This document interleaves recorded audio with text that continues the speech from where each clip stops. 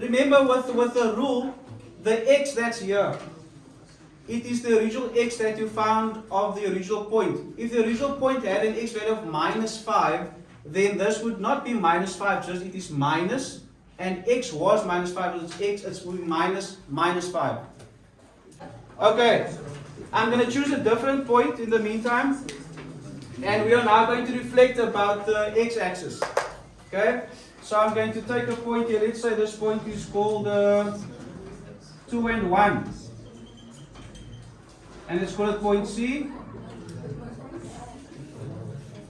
Can everybody see point C?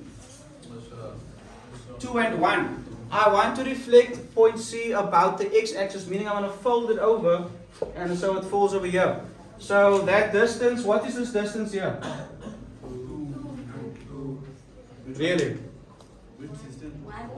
It's 1. The y, the vertical distance is 1. So I must go 1 down as well, right? So its image will lie here. Its image is called C prime. What will the coordinates be? Positive 2 and negative 1. Do you see what happened now? What stayed the same in this case? The x value. What changed? The y value. So in terms of a rule, what would my rule be now? Let's say my initial value was xy. What will x negative y. X and negative y. Very nice. X and negative y. Are we starting to get it now?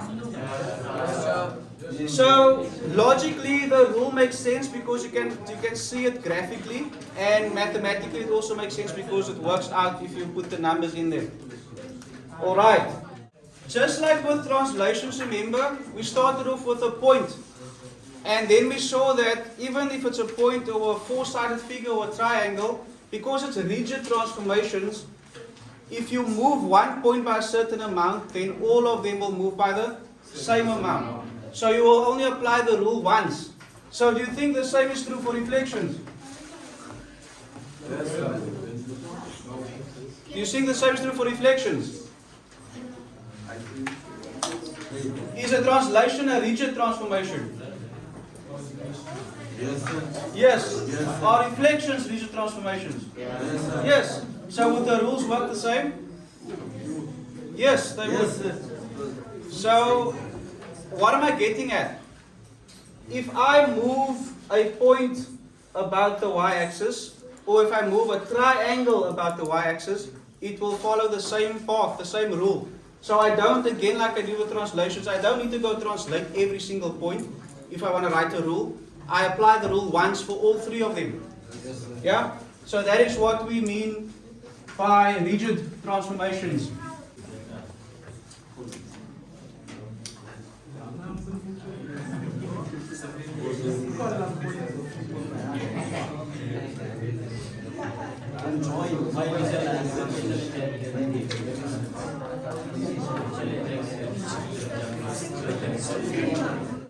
Does everyone agree that this is the line y equals to x? More or less. It's a bit skewed, but that's the line. Now, we've looked at this one and that one, and now I want to look at reflections about the line y equals to x. Right. I have a point B, coordinates -2 and 4, and now I don't want to reflect it about the y-axis anymore. I don't want to reflect it about the x-axis anymore. I want to reflect it over this line. So where do you think it will fall?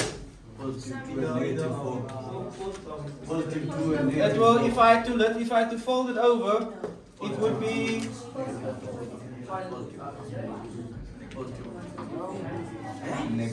yeah. This would be d prime, Positive 4. and it would be positive 4 and negative 2. How did we know that? Because it reflects. It reflects. Yes. How do we know what coordinates to pick? How did I know what coordinates to pick or choose?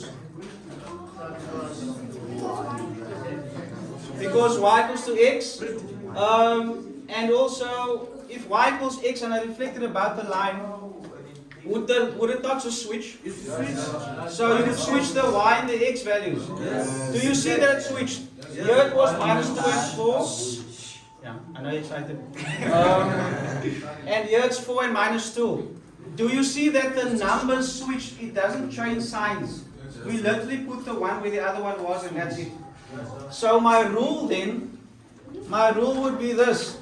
Originally I had xy and it changed to yx. So reflections about the line y is equal to x is probably the easiest to spot because you literally swap the two around. Are we together? And also remember the distance from D to there and from D prime to the axis of symmetry must be the same.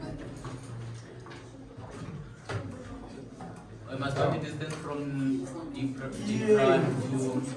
to that line. To the line of symmetry, yeah. It's the line of symmetry.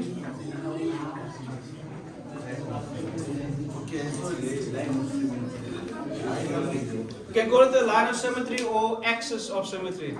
That's the same meaning.